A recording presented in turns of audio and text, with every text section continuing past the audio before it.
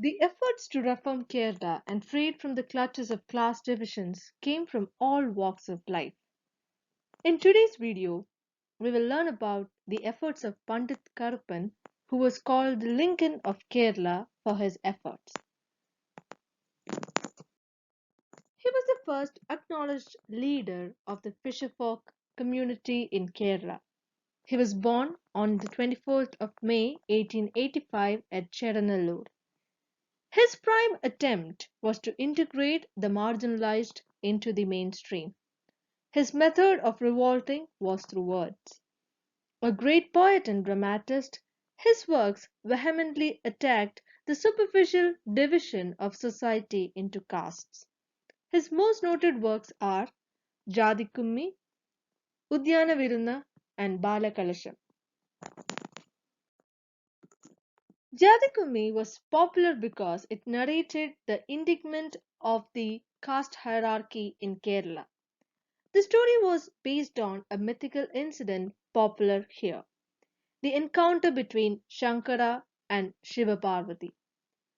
Shiva Parvati is said to have appeared to Shankara as Paraya and Parai, and it is believed that the encounter was what enlightened him and made him aware of the pointless practice of caste divisions. This anecdote was smartly utilized by Pandit Karpan for reenacting how meaningless is the practice of caste division.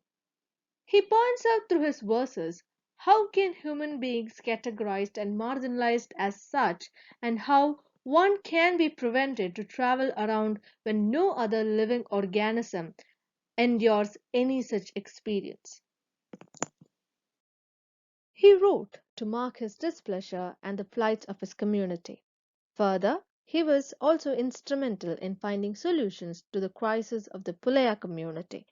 He took various measures to make their presence felt and acknowledged. Now, let's look into the various actions he took.